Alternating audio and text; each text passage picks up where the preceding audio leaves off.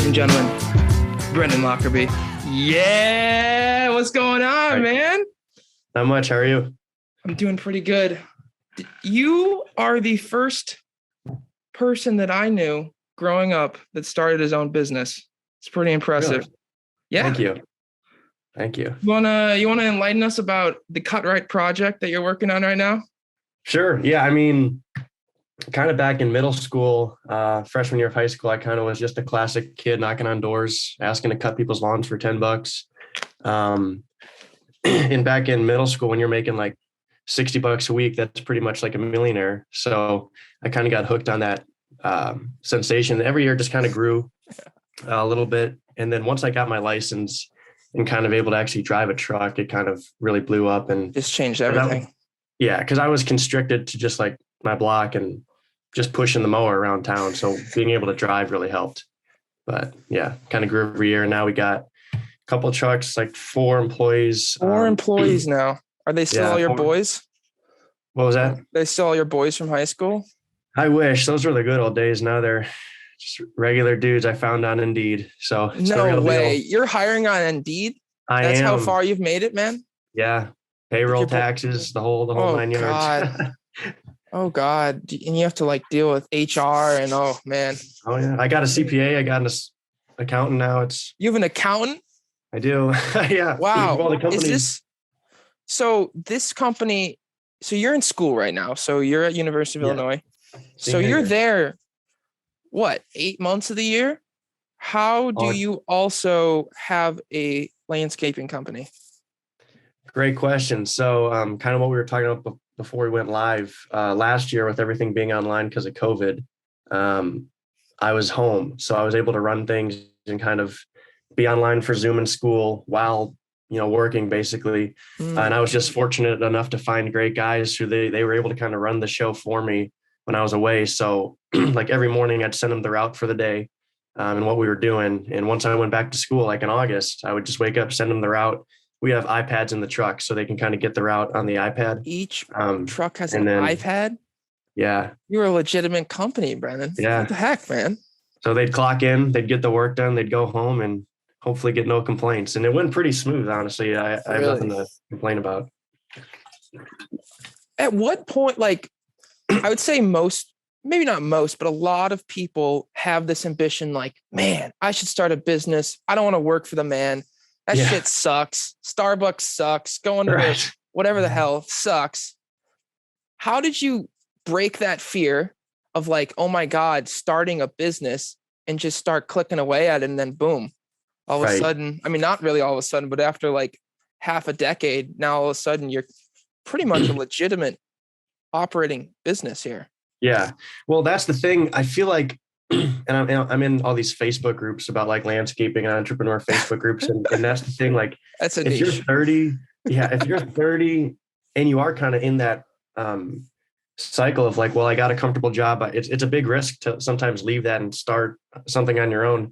So just being able to start something so young when I didn't really have that risk, I didn't have to support a family. I didn't have to, I didn't have any bills to pay. So I was lucky enough to just start it without any risk. And then I just kind of, like we were talking about earlier, I've just always had that entrepreneurial mind where I never really wanted to work for someone else. And I've always had this thing going for me. So why stop? Why work at Target? Why work at Starbucks? So I just started so young. Have you ever worked a Starbucks or Target job? Or did you just go straight in, man? I have never had a real job. Oh my God. Yeah. Oh my God. And you're wealthier than probably almost all of us, right? I would imagine. Maybe. I don't know. He will not disclose his financial situation to anyone. Yeah. I'm doing well enough where I'm comfortable. It's not all about the money. I enjoy the idea of, building a company and building a brand. So that's why I do it. The money's nice too, but. Is the landscaping close to your heart? Is that why you got into it? Or is it more like just, it seemed like an open market that you could kind of penetrate? That's a great question. I mean, with landscaping, it's one of those things where it's a really, they call it a really low cost to entry business to start. So it's not like you're starting, like an artificial intelligence company where you need a $2 million back startup investment. Really, if you can take your family push mower go mow some lawns and you got a business. So that's kind of how it's been. It's a low cost entry business. That's a good way to look at it. Speaking of AI, did you hear that Apple is working on a new electric car that's trying to rival Tesla? I did. I'm a big Apple guy, so I follow all the rumors. I know you showed me your Apple credit card right when you got it. Like, this is the future, man. Right. Yeah. Titanium credit card. I'll be honest, it's a pretty big flex at the bars when you got a little titanium credit all the card. Ladies love it. That's why he's been having so much fun this semester. Right. But yeah, the Apple car, I've been hearing rumors about it for years, and it just feels like it keeps getting pushed back because Apple, they're the company, like they'll take their time and get it right. They're usually never the first for anything. Like there was a touchscreen phone before the iPhone, but no one knows what the hell it was. So what the hell was it? Probably just it was some Samsung thing, but Apple takes their time and they get it right. So that's what they're doing with the car. I mean, their marketing is literally untouchable by maybe any company ever, right. Just like having something that looks so beautiful as a product in your hand and also as you're consuming an advertisement. I don't know if that's ever been done before. Right. Oh yeah. No, you're right. I mean, they put so much effort in the design where Samsung's kind of caught up now, but they basically copied Apple. I don't know if you remember, like the old Samsung smartphones, they were just plastic. They look nothing so crazy. Gross, dude. Like the Galaxy S3, I had one of those. Just some glossy plastic, and Apple's been kind of like the stainless steel, the aluminum, just more premium stuff. You'll pay for it, but it's nicer. Isn't that crazy though? If you do it right from the beginning, like all these people became Apple people and not Samsung people, and now making someone a Samsung person versus an app like from an Apple product is almost nearly impossible because they're just so used to it. And they're like, why would I go to something that's like maybe as good when I have something that I already know? Right. And well, the other thing, I mean, you can't be caught with the green text bubbles, in a group chat. Everyone hates the Android user. Everyone hates the green bubbles. Do you think they purposely designed that green to look like vomit so that you wouldn't get an Android? They definitely made it be different. And it all goes back to like that Apple ecosystem. Apple wants to lock you in. They want you to get the Apple ecosystem. That's what they call it. I can't find my Apple Watch right now. But they want you to get the iPad, the Apple Watch, Apple Music, the HomePod. They want you to lock you in because like it's just once you get surveillance. Well, no. Tim Cook wants to know everything about you. He wants to know what you eat. I would actually argue that. I would say Apple is leading the charge in privacy. Like with Facebook and Google, they literally just admit like, yeah, we're taking your data. What are you going to do about it? Apple, and this is what I think is going to help them going forward. They are very serious about your privacy and that sort of stuff. That's kind of why Siri is not as good as an assistant as like Google, because Google does a lot more data mining than Apple, which allows them to become a better assistant. So that's why Siri sucks. That's why Siri sucks, because Apple cares about your privacy. So in the last 6 years, do you think anyone on this planet has seriously used Siri for something important? Because sometimes, I set alarms with them. But dude, what if an alarm, that's risky, dude. You're like, oh, I got to get up at 7 for my class. And then she's like, oh, you said 17. Okay. I'll wake you up at 5 PM. Like, you know? Yeah. Well, I check them. But really, I think Apple had much bigger plans for Siri. And I think it just kind of fizzled out. Like it's there. People use it sometimes, but I think they thought it was going to be something bigger. I remember, have you tuned into any of the Roe v. Wade stuff going on? I saw it's popping back up. I've been seeing the news articles, but I don't know which side they're leaning towards. I haven't really been digging into it. It's just crazy that it's coming back again. Like it's been 49 years or something like that. And now we're doing it one more time. Yeah, I think a big reason for that is, I mean, the Supreme Court justices now, they're much more right leaning. Mm-hmm. Just because of the Trump influence, right? Well, yeah, because to the best of my knowledge, I think Supreme Court justices are recommended by the president. Isn't that how it works? Yes. So who's ever in office pretty much can recommend the justice, and they have to get approved by, I think, something else. But yeah, I mean, I think Trump appointed like 2 or 3 when he was in office. And I think that's why people were questioning, like, should there be a different system? Because it kind of seems a little weird, like a president can just influence that much. That because, the justice is going to be there for 20, time. 30, 40, 50 years. Right. That's a long time for some man he's supposed to be limited to 8 years total in power, right? But theoretically, Trump is going to have power until we're like have grandkids, man. Yeah. In a slight way. He's going to be dead for 40 years, and his justice might still be kicking. Right. That's crazy, man. It's true. But I was doing a little research because I was just seeing it pop up so much. And what I didn't, it makes sense, but I didn't comprehend, is that before Roe v. Wade, before 1973, that you could go to prison for having an abortion. Is that true? Know that? Yeah. I did not. You get prison sentences for someone catching you having an abortion. And the doctors could go to prison also. Like in the 60s, or when was it? So it was prior to 1973. So it really started in 1965. There was a court case called Griswold versus Connecticut. And in the case it was a case about privacy. And so there was a man and his wife, and then there was a doctor in Connecticut, and the Connecticut doctor was giving them contraception, just like but at the time it was illegal to give someone contraception, basically. Really? But I didn't know that either. Yeah. So because of this, somehow it got found out and brought up, and they both were getting like huge legal repercussions at them. And then it ended up going to the Supreme Court.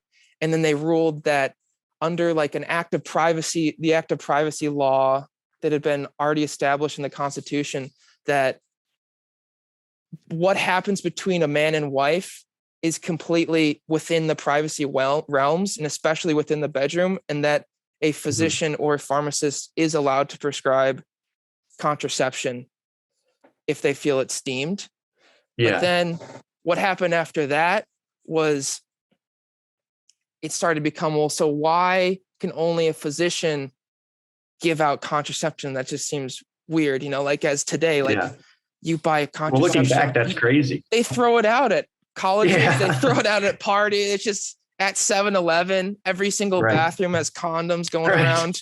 Like, could you imagine like how many unwanted pregnancies there could be because you can't have contraception and you also can't have an abortion.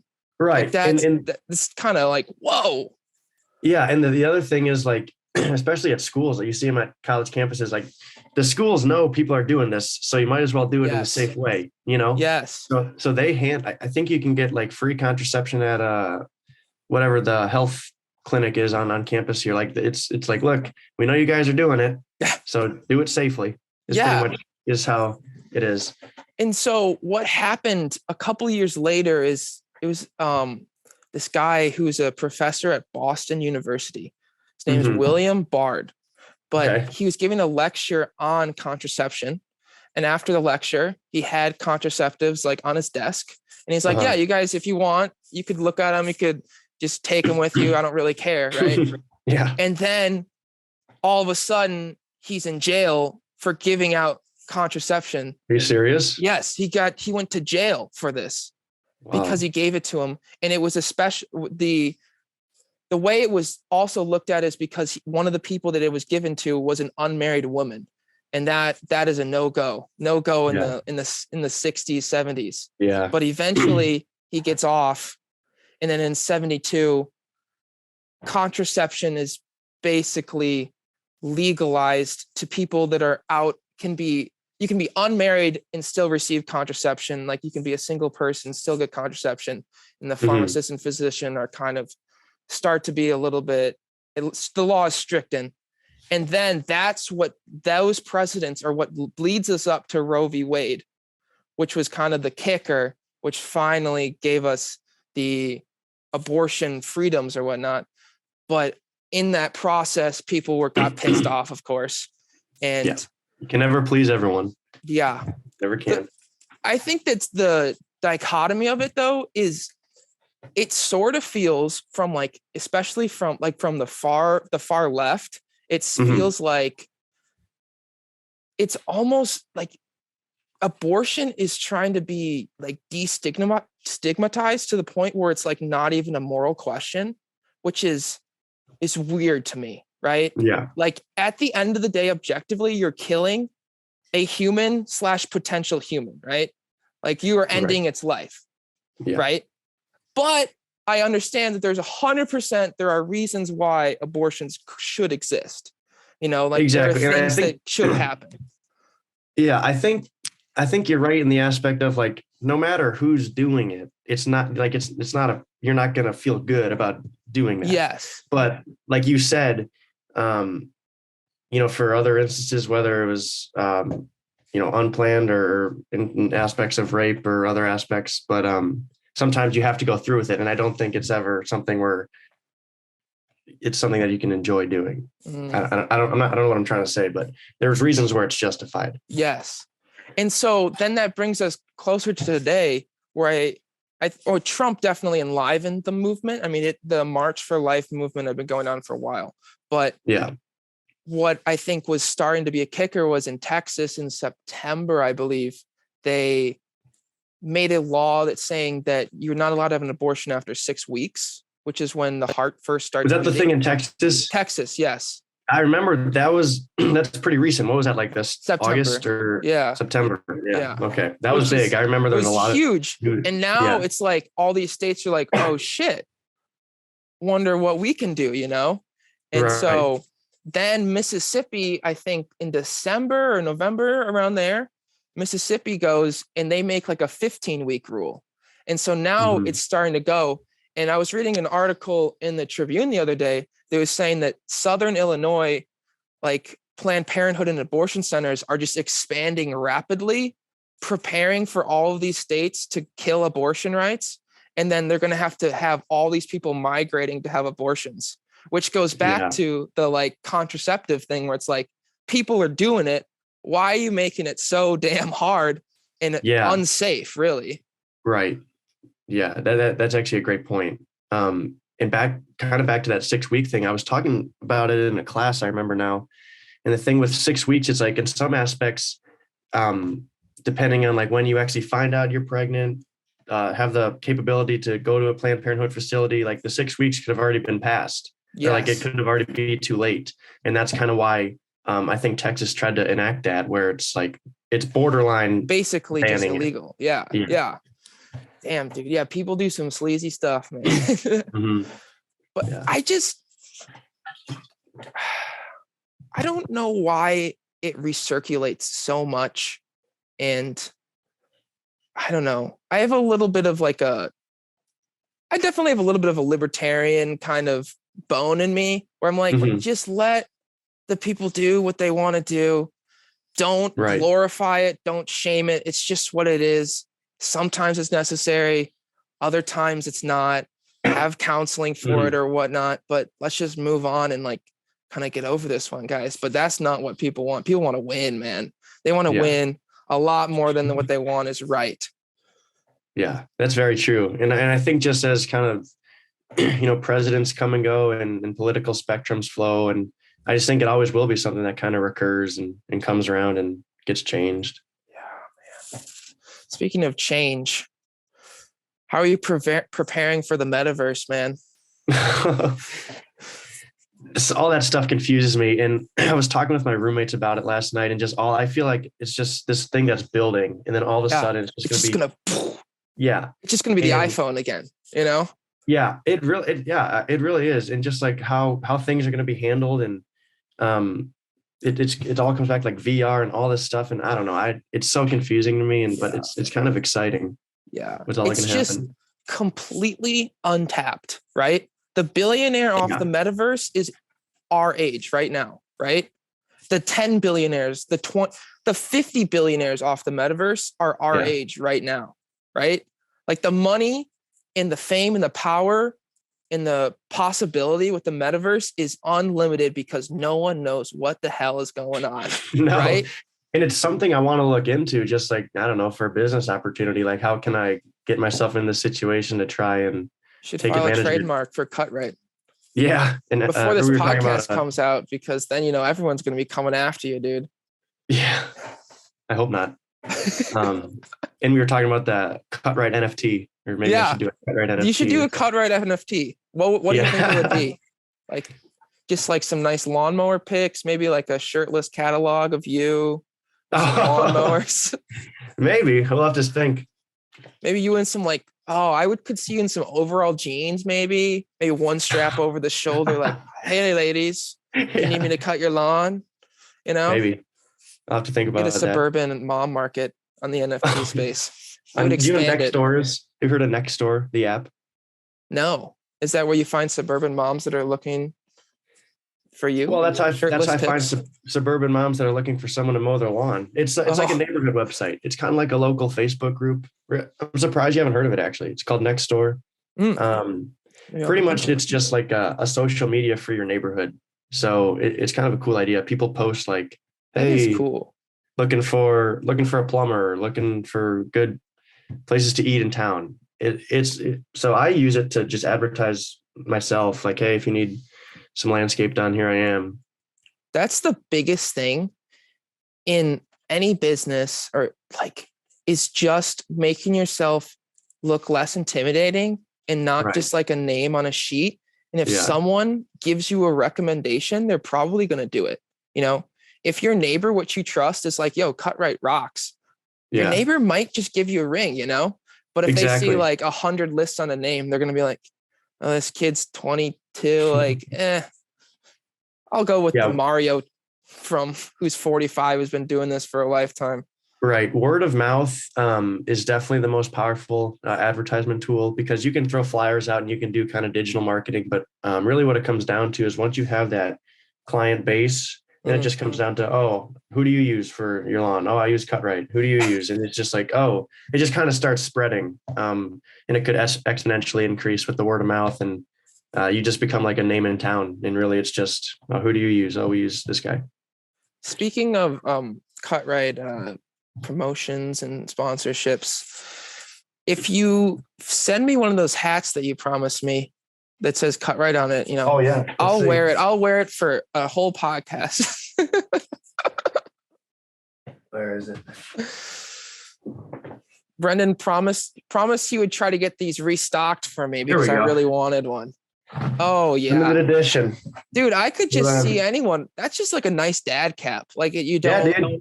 It's Carhartt. It's a good logo. Oh, really? Carhartt. Wow. Yeah. Dude, you should start flying those off the shelves, man. Yeah, maybe. That could be the NFT. Picture the hat. Do you give any like small merch out when someone becomes a client? Because that could be interesting, like a sticker or like anything to keep your name just in their brain always. Great question. Like a pop-it socket or something. We do Christmas cards in the winter. You always want to do little kind of like little touches with your clients just to remind them you're there. So like in the winter, when we're not mowing the lawn, we'll just kind of send them something, keep them on their minds. It's a good way to stand out. A lot of companies kind of do that stuff now, but you know, it's the little things sometimes. What do landscapers do in the winter? If like if that's your job, what do you do when you can't make money for like 5 months? Yeah. You know, because it's seasonal, a lot of people go into the snow plowing side of things. There's really good money in that. For me, I'm obviously not doing that because I'm at school.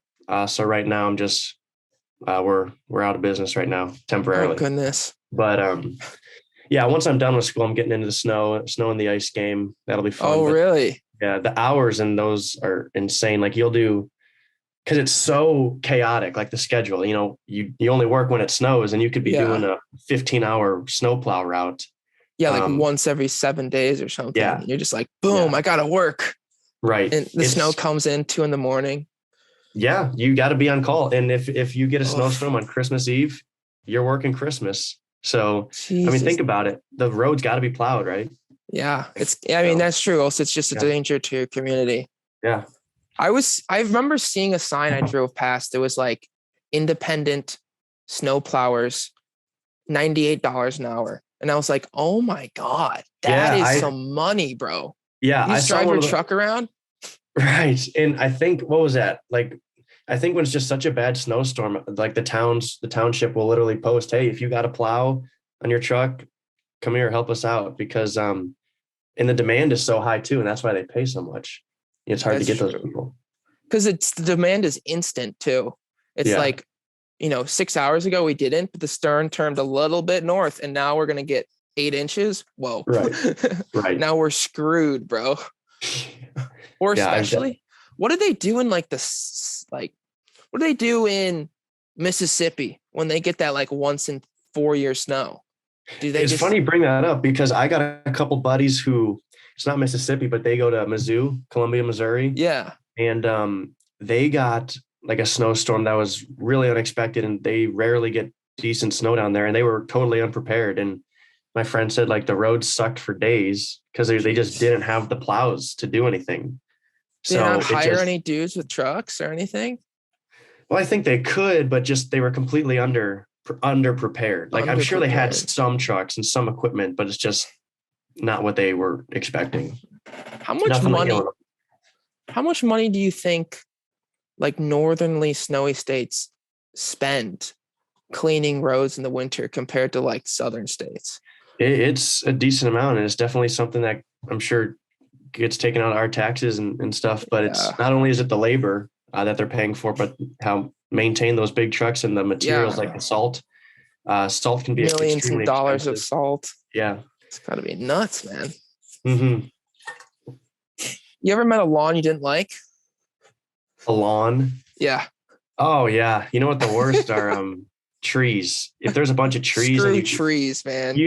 When you're mowing, you just want to go straight back and forth and just leave. But when there's trees, you got to zigzag around them. Fences suck too. I just want a square lawn to mow. You can't always get that. I wish. Dude.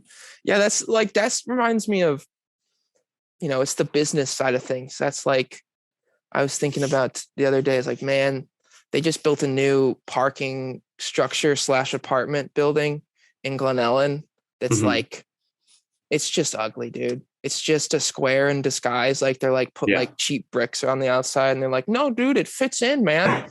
And it's like, it's massive, bro. It's like the biggest building in Glen Ellen, and it's in the middle of downtown. So it looks just really like blech. And so like that's the square thing, man. It's like the business side of things is we lose some of the beauty of like architecture and building, and it starts to become kind of hard in that way. Just tough to see. There's some of that going on in downtown Downers Grove too. They're just throwing up apartments and condos where there used to be cool buildings. Yeah. That's so sad, man. They do that with houses too. Everyone, they build these new square houses, and then they just like jut out the windows. You're like, no, it's a cool design, man. And it's like, no, it's not, dude. There was an 80-year-old house there. Sure, it was a little moldy. Sure, the floors creaked. Sure, the dog pissed on the carpet a few times. Sure, there's a little vomit in some certain corners of the house that never got cleaned up properly. But like, it had character, man. Yeah. Does Glen Ellen have any of those Downers Grove calls them like landmarked homes? They're like protected homes. Yes, we do. We do. See, those ones will stay. Obviously. Yeah. I think the problem with that is Glen Ellen, I think, definitely has more landmarked homes than it like actually has according to the village. But there's very strict laws on what you can and can't do to remodel. So a lot of people, like our house, the two houses I've lived in are for sure old enough to be landmarked. Because I mean, I don't think I've ever lived in a house that was under 100 years old. It's like, really? Yeah. Nice. The first house I was in is probably built in like 1902 or something. And the next house was like 1914. Like these were when this was legitimately farmland right here. Yeah. Which is so wild, man, that a century ago, there's just should be some cows chilling over here or something. Like, what the heck? Yeah. And now we have the suburban sprawl. Right. Nothing better than it. Yeah, well, once you go west of Aurora, you're back in the corn, though. Aurora's kind of like that last suburb. The Fox River, man. And then Chicagoland ends, and you're like, whoa, there is nothing here, kind of. One thing that is interesting, though, is you think of the corn as there's nothing there and like, oh, it's just kind of like, right? Mm-hmm. But then I saw a statistic that 99% of Illinois has been developed from what it once was. So there's only 1% natural prairie left or natural forest left. You know where it is? It's probably south, like the Shawnee Forest or Shawnee Forest. And then Midwin, I'm pretty sure is natural. Have you been to Midwin Forest I've never heard of it. No. Prairie? They have a buffalo herd, dude. Really? Yeah. And it's an hour from here and there's a buffalo herd in Illinois. I mean, there's probably like 20 buffaloes. They're probably pussies too, but like, you know. Right. Just to show the kids or something. The Illinois buffalo herd. Yeah. No, it's really hard to find them though, because they actually try to do a good job of protecting. You can't just it's not like South Dakota where you can just drive your car through and then people are like, let me get a picture of me next to a boom. And it just gets, they hit their car or something. Oh yeah. You gotta be careful. Brendan, one particular story, I feel like is probably the kind of the glue of this relationship. And I think you know where I'm going with this. Were you talking about the Airbnb? I hear you like to share the Airbnb story a lot. So no, dude, that's something like looking back when we're in the moment, it's like, this is kind of weird. This is crazy. And then when you look back, it's like, damn, that was so much freaking fun. You want to tell us what happened here? Oh, let's do it. So me and Kalen were going to Terre Haute, watch some cross-country races, some Illinois guys. This is kind of like a last minute Airbnb type of thing. You found it. You were the one that got it. And then we get there, drive through the night. This place is haunted, creepy place. But I didn't care. I had a bed. It's for sure a historical house in Terre Haute, Yeah. And it was just like some of the doors were locked. And I think we found like some weird relics or something in the house. And there was a creepy piano and I didn't sleep very well that night. But then we get up and run the next morning and it's still dark, right? Then we ran like 10 miles we ran through like a haunted woods too. Yeah. In Indiana. I think you better just spend the woods. But in the morning, there's no such thing as fear. It's only at night. Once you go to bed and you wake up, then you're fine. Well, we wake up and we see the house like, oh, it was a cute little house. Like, it's adorable. When we got back from the run, we're like, oh, that's where we were, man. Yeah. Yeah. That was a hell of a time. That was fun. The difference of finding a place when it's light out versus when it's dark out just changes everything, man. Oh, yeah. That's what I noticed a lot when I was doing van life is like, if you went to find a spot to park and it was like 9:00 and dark, I'm like locking the doors. I'm like looking around me. Are there any animals? Or there's weird people in the woods next to me? Like, what the heck's going on? And you get there during the day and you're just like, oh yeah, let me just chill out here, man. Right. I completely agree with that. But yeah, that was a fun story. Instinct. It was a last minute thing too. I'm glad I did it. It's great, man. I was at a high school basketball game last night, and Glenbard. They're really good this year. They're number 1 in the state. Really? So yeah. And I went with my sister because my sister is freshman on the girls team. So she's got she played a varsity game this year. It was pretty big. So freshman on varsity, pretty cool. But I went with her to the game and they were playing Whitney Young, which is one of the best teams in the state also. And it was a big game where like everyone's super hyped, bro. Like, and it was at Bennett and the stands were packed, bro. Like there had to be 2,000 or 3,000 people in there. Like it was, and it was a high school gymnasium, packed, electric energy. And then I'm cheering. And then some guy next to me starts screaming at the people, you suck, ref. And then the next second, everyone's like, oh, and then I realized, wow, we are just such brutes, man. We are cheering and booing at random kids trying to throw a ball through a circle. Like Right. I was like, When you oh, when you think about it like that, yeah. this is what we are, man. Like we're just so easily distracted. Like, Yeah. we're like, oh my God, let's watch. We got to keep ourselves entertained somehow. We do, man. It's starting to happen to me more and more. I'm just starting to see like people in the trance, man, people that haven't like woken up in a long time, man. Like Yeah. I was at Trader Joe's this morning and I was just like looking at the people in the shop and I'm like, dude, they're so in it, man. Everyone's just like vegetables. Ooh, look at this. Ooh, look at that. Ooh, look at that. Like the fact that 90% of these people in Trader Joe's would die if grocery stores just stopped existing. Like I think I'd make it, but I wouldn't be thriving. That's for sure, man. For sure.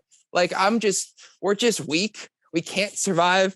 We literally go to stores that are like our only way to get food is to go to this random store that has great lighting.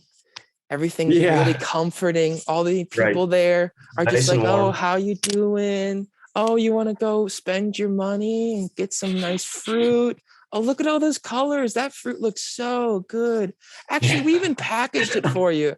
Those mini bell peps.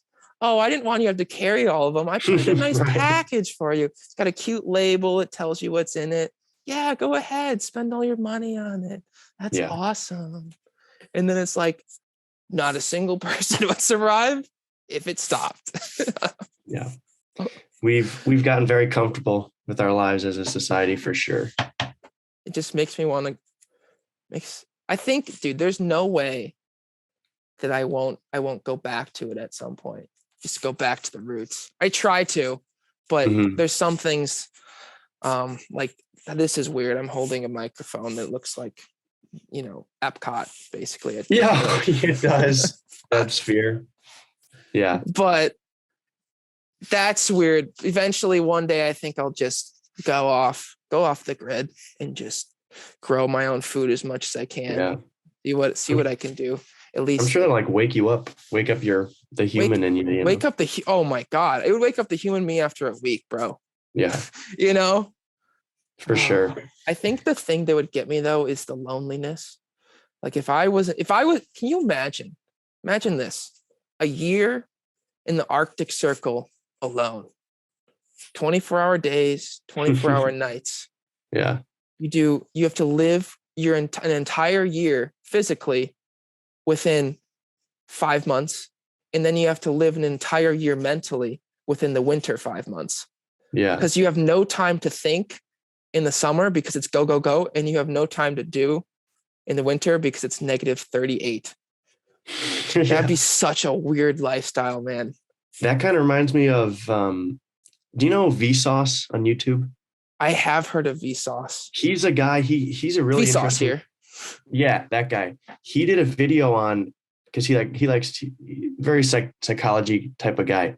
He did a video on like locking himself in a room with like white walls, white everything. There was no color, just to like experiment how it messes with you in the head.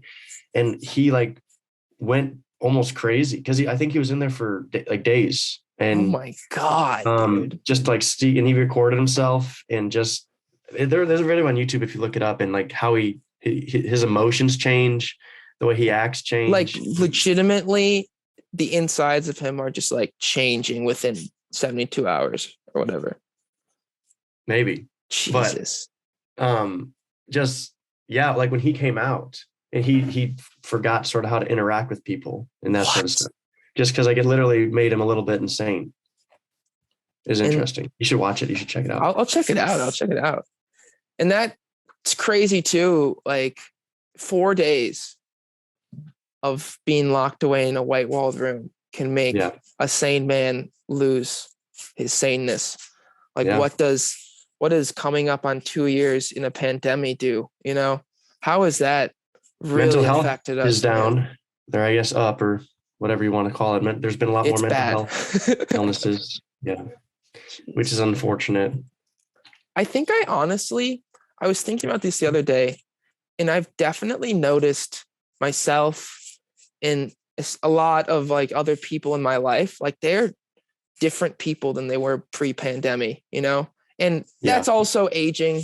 We're especially like went from 20 to 22 or whatever it is. Like it's a little bit different, but man, like I was like, you didn't used to do that. You didn't used to be on your phone that much. You didn't used to like be doing that that time, or, Yeah. just totally throws off. I completely relate to that. The pandemic, like I'm talking start of pandemic, like April 2020. I had a completely different pandemic experience, I guess, if you want to call it, because I just started working full time with the cut rate stuff. Like once we got sent home from school to quarantine, or I guess lockdown is what they called it. I just started working because I was outside, like I could safely work without being in contact with anyone. And you got to do your job. People's lawns are going to go out the wazoo, man. Grass is still growing. Grass is still growing, man. So yeah, I was working 5-6 days a week, like putting in 60 hours a week. And while other people were just like scrolling through TikTok in their rooms on lockdown, I was just working my life away. That probably launched you, man. Did you have a lot of growth in the past 2 years? Oh yeah. And just the thing, being able to be full-time was what it was, because in the past it was come home from school in the summer, work, and then it kind of fizzled out a little bit and then start up again in the summer. It was very cyclical. And then, the landscape season usually starts right around March or April. So being able to come home March of 2020 and be able to get a full season in of work. And then obviously junior year was online as well. So I was basically a full-time working adult, and now I'm back in school. And like you said, it kind of changed people. I think it definitely changed me, because I went from a college kid to literally a full-time job with employees, an accountant, just living my life with the company. And now I'm back at school trying to become a college student again. So are you successful so far? Yeah. Oh yeah. But I definitely feel different. I feel a lot more mature and aware of a lot of things. Seen a lot more world, basically. Yeah. A lot more I know life. what's out there. Not as much as you do, though. You know what's out there in nature. I know what's out there a little bit differently. Mm-hmm. I think I have found that before, though, is, I don't know, in some way, life doesn't start until you leave academia, because it's the first time you've ever been like, oh, you can kind of do whatever now. Like you schedule your entire day. Like you're not obliged to do actually anything. Right. Yeah. And you could die. You could become homeless. You could become a billionaire.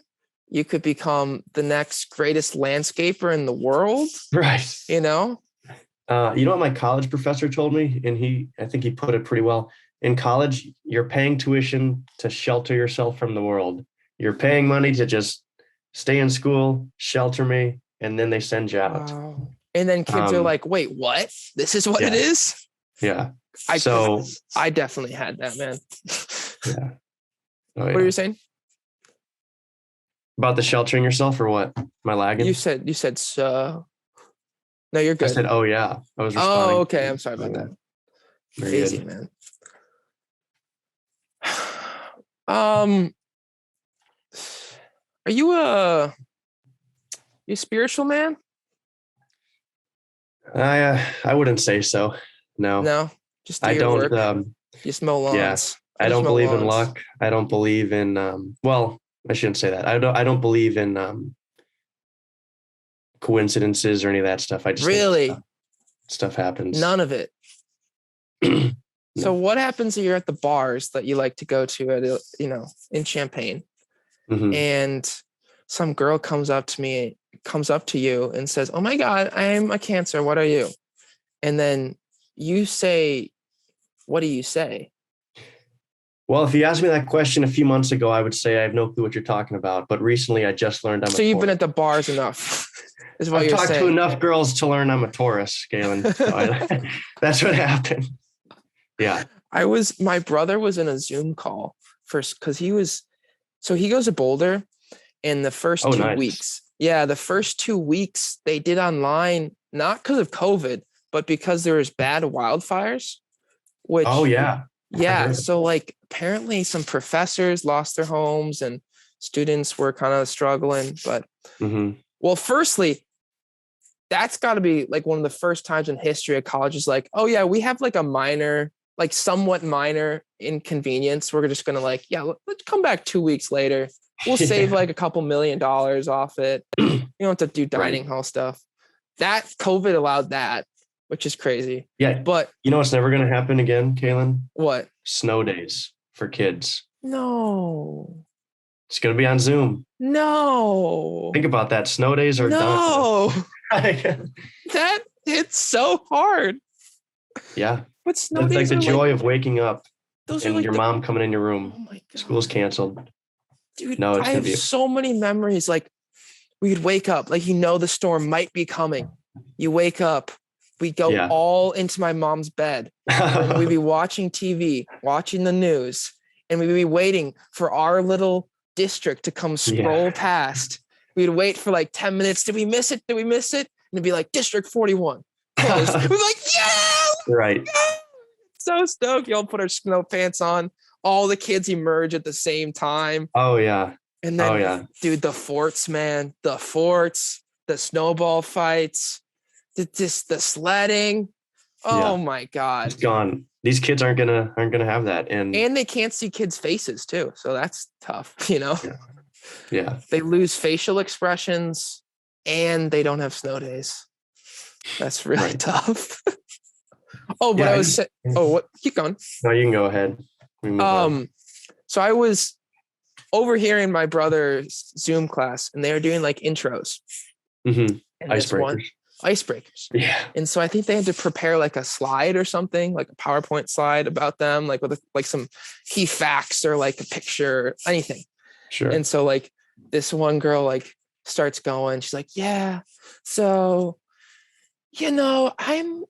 I'm quite spiritual and I like meditating and, I'm a big into like mindfulness and it's just really who I am because I'm a Taurus, as you can see by the sign I put here. And I was like, oh God, Tyler, get out. Yeah. It's too much. Jeez. Like the only reason I am anything in my life is because I am a Taurus. Like what? It's crazy that people believe that. Well, it's crazy that not only do they believe it, but they like base their lives around it. Like a random star sign that has nothing to do with you, doesn't influence anything. Yet they think like, because I'm a Taurus, I have to do this. No, I think that's crazy. Do you think it's entirely that? Do you think it's entirely, I find out that I'm a Taurus, so I see what the heck a Taurus is, and then I either subconsciously or consciously start being Taurus-y?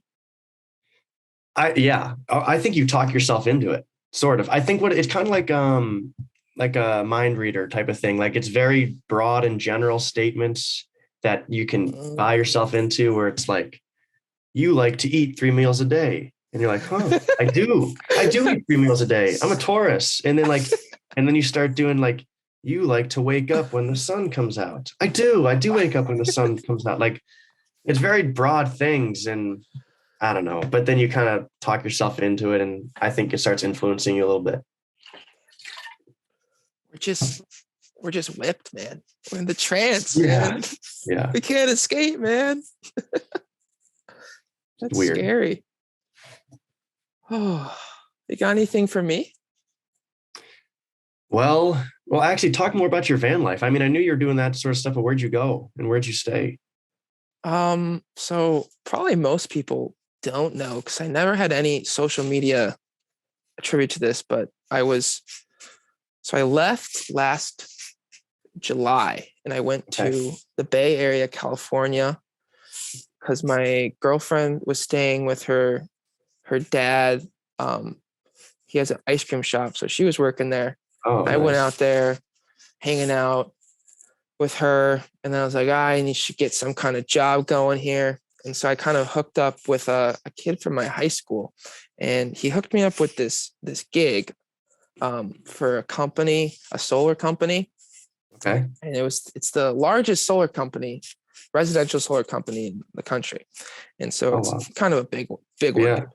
And so I went out there and I worked for the company for like 6 weeks, 8 weeks, something like that, whatever it was. And then eventually towards the end, I was just like, this isn't it. My girlfriend had gone back to Arizona to school. I was like, I don't know. I had been doing I had started the van life thing. I bought the van when I was out there. I got it off my buddy, Rusty. And so, yeah. And then I realized, I was like, why am I doing a job in California when I want to be with my girlfriend in Arizona?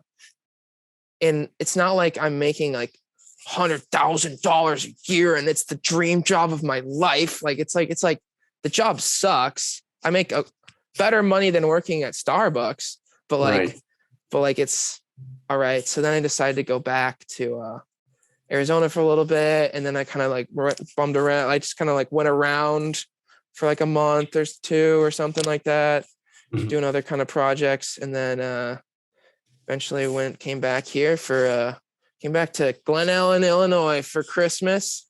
And I've been doing a little extended figure my life out stay with the old rents. So that's been good.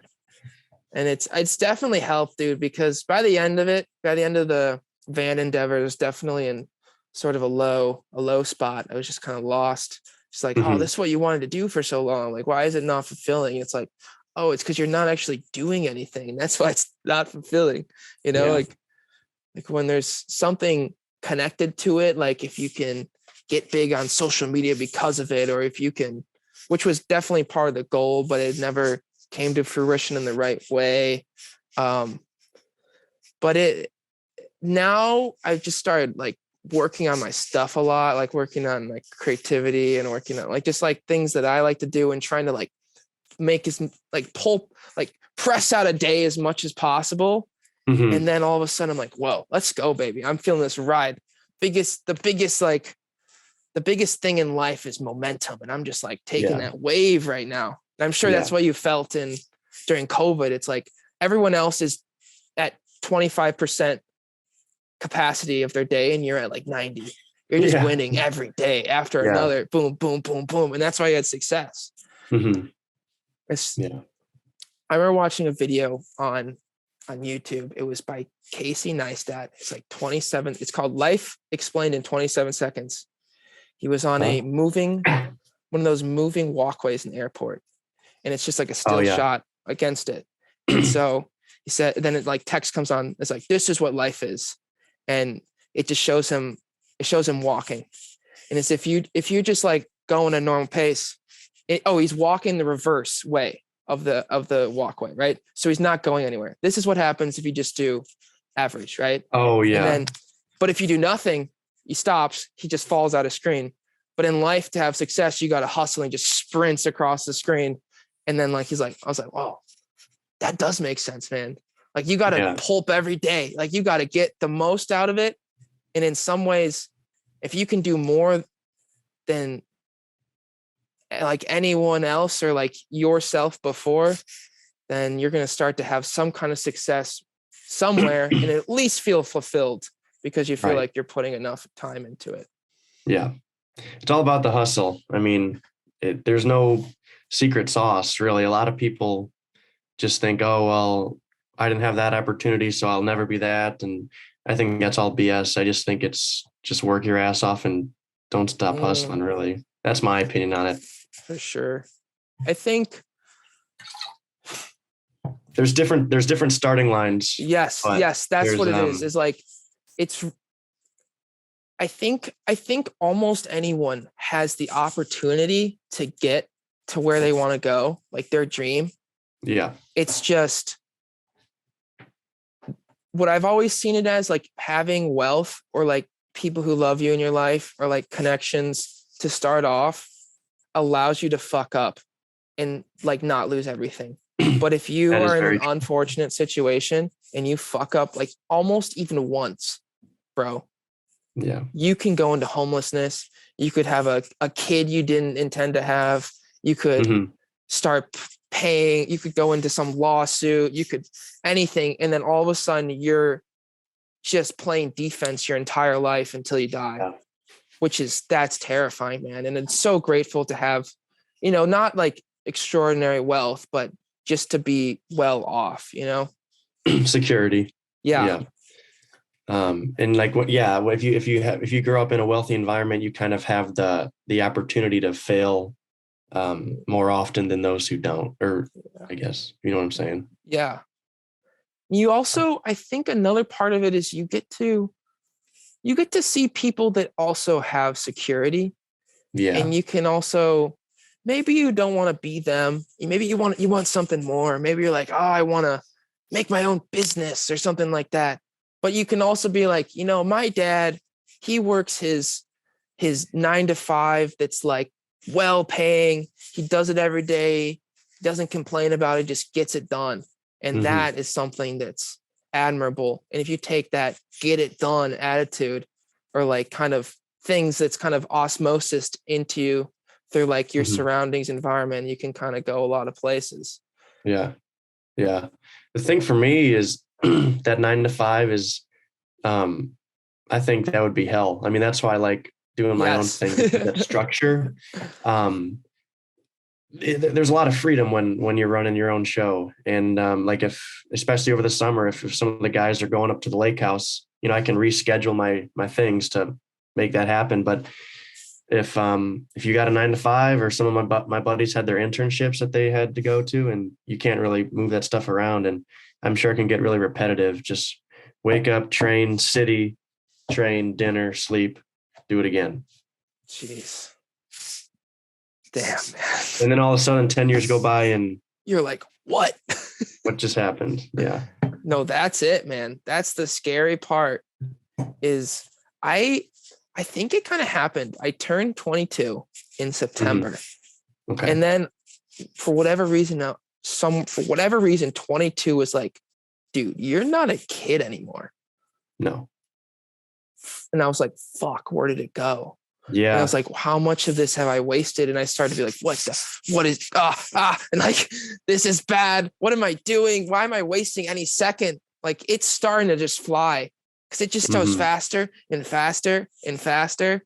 And like before, dude, when you were 7, a year was so long, Oh, I know. Oh my God. The summers felt forever. The summer was like, oh, this is a long summer. I think about that too. In this studies say that, like, because when you're 5, think of a year is 20% of your life. Or if you're 4, a year's 25% of your entire life. When we're 20, a year's, what is that? 5%? Yeah. So it just starts, it's 2%. Yeah. It just starts combining and the years, like, oh, what year was that? What was that? This, like, you just lose track of everything, and it just speeds up and gets merged into one. And oh God. And then you're in the trance. Yeah. Then you're back at Trader Joe's looking at the colorful fruits, Oh God, man. I don't want to be looking at the colorful fruits in Trader Joe's. How do you do that? How do you not end up like that? You give a word of advice to the youth out there. I think I can give a word of advice, and I think you can too. I mean, I get kind of jealous of the life you're living. You seem to be doing your own thing, and you're not afraid of what people say. And I honestly think that's a very admirable thing to do versus doing the traditional route. For me, kind of like I said, I've been fortunate enough to have my own business kind of from a young age, and I kind of just hustle and make the most out of everything. And I try not to get stuck in that cycle of school, sleep, and just, especially being my last semester here as a student, I'm trying to take a lot more chances and do some things I wouldn't normally do, and try to leave college with no regrets, really. But if you want any opinion on that too, I'd love to hear it, because based off the stuff you've been doing, I get jealous of some of the life you've been living. You've been doing some cool stuff. Did you go to Peru? I did go to Peru. I did. You've been to Peru. You're not even talking about you went to Peru. I mean, it's a while ago at this point. Yeah. But yeah. What I would say is the day that you stop living for the affirmations of others is the first free day of your life. Right? Well said. Yeah. Say that, I would say number 2, I would say the world is going increasingly digital, and eventually your digital life is going to be more important than your real life. 100% And if you can agree with that. prepare for that, and if you're ahead of that, and if you're on top of the wave instead of getting crushed by it, you're going to be very, very, very well off. Right? Yes. And then, man, what else? I feel like it's evading me. Go. Guess it doesn't matter enough. All right. It'll come back to you. Yeah. I guess just when an opportunity arises, just take it. Usually just take it, just like jump on it. And then but pairing off of that, take time in your life, no matter what age you are. If you haven't figured it out, find something you really, really love. Like if you're 12 and you really like baseball, man, just dedicate yourself. Like make it the one thing that you won't let a day slip by without doing. Right. Really go after that. If you can learn how to just get stuff done, no matter, your dog got sick, but you still took 100 swings outside while you're waiting, or like you were having stressed out, you had a lot of school to do, but you took a break and you went to the batting cages for an hour, like whatever it is, just like get it done on the day. And if you learn how to do that, maybe you're not going to be Sammy Sosa or Barry Bonds or whatever. I mean, those are not the most admirable. I guess they both cheated. But if you're going to be an admirable baseball player, which is evading me right now, Justin Verlander, you might not be that guy, but Babe Ruth. But you might not be Babe Ruth, but you can be a damn good at whatever else you decide you want when you're 20. If you figured out how to get it done. And I think that's what's so special about high school sports or high school clubs. It's like, get in them, do it, dedicate yourself. Like, it's so important, man. Right. Yeah. And I think when you're a kid, you have those opportunities, and like, I'm sure you felt the same. Like when you're in middle school, you're like, oh yeah, I'm going to play in the NFL. Yeah. Like, no, every kid thinks they're in the NFL. And it's sad when you grow up and you're like, no, I can't do that. I can't do this. I can't do that. Like when you're a kid, you have all these thoughts and possibilities and excitement. The older you get, the older you get, the harder reality hits you, I think. It starts to shut you down a bit, man. Yeah. Jeez. How do you keep from life shutting you down? How do you have all these failures? How do you have something not work out? How do you have a girl reject you? How do you have a business fail? How do you get bad grades? How do you have your parents disown you? How do you get back up every time? I've always been a pretty positive guy. And it's funny you mention that because I was just talking with one of my friends over break who he had cancer in high school, and he went through some really rough, chemotherapy stuff. And he still has some lingering conditions that affect him. But and we were kind of talking about it. And it's just like, we were given this gift of life and to be here, and just, I'm living, so I'm happy. Like, that's how I view it. If I'm alive, I'm happy. And there's bad days, there's good days, but if I'm living, I'm happy. Yeah, man, that's beautiful. Well, I once heard it's pretty hard to get me down. It's pretty hard to get me down. Really hard. Should I try, or I don't know if I want to try. Don't try, but I'm just saying. I once heard a philosopher say, what if this whole entire time we're so focused on trying to stay alive, trying to get through, trying not to die, but what if the actual goal in life is to die? That's like, that is deep. We don't know, folks. We don't know, folks. Yeah. But don't use this as a reason to not live anymore. It was a joke mostly. It was more of a counter to him. But there is a large emphasis on trying to just keep going. But I mean, it's probably a good thing. I think in a small way, religion does sort of spoil like the afterlife sense of religion spoils this is the one shot you got. I think a lot of people are like, oh no, it's going to be better when I die. So then, like I don't really have to go for it now because when I die, everything I've ever wanted is just going to be given to me in the afterlife. And it's like, well, what if that doesn't happen? What if we just go blink? Then what, man? Right. Then what? Yeah. And I think no matter what you believe in, just live every day trying to get as much out of the day as you can, even if it's hard. Try to find the things you like. Actually find, people say it all the time, actually do it. I've seen so many people, just stop going after their dreams, which is, it's always sad to see. But, it's going to be really hard. People are going to judge you. People are going to think you can't do it. And then you might do it one day, but even if you don't, if you tried and you put everything into it, you're probably going to be fulfilled, which is pretty damn cool. Yeah. I saw something about that where like, if you're doing something where you think it might be embarrassing, you think you might get made fun of. You're cutting out a lot here. Am I back? Okay. You're back now. Yeah. Like if you're going to do something that's you think's embarrassing or people are going to judge you, and like in reality, like we're all going to be dead in 70 years. No one's going to remember anything. So like, just take the risk, do it. Like we're all going to get Alzheimer's. We're all going to just start being sacks of potatoes. And then they're going to forget the time that you peed your pants in 6th grade. It doesn't matter, you know, or more importantly, the time that you took that risk and you started that smoothie shop in Jamaica, and it might not have worked out, but you tried. Right. That's what you wanted.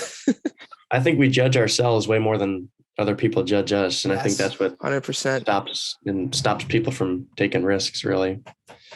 Yes. I think lastly, it's when you stop caring about what other people think, you'll realize how little they actually are. Any last words, Brendan? I can't think of anything crazy deep right now. You could just say something stupid. I like your haircut. I noticed you got your haircut. Weren't you growing it out a year? I did. I grew it out a year. Thanks everybody for listening. That is Brendan Lockerby. See you guys next time. Peace.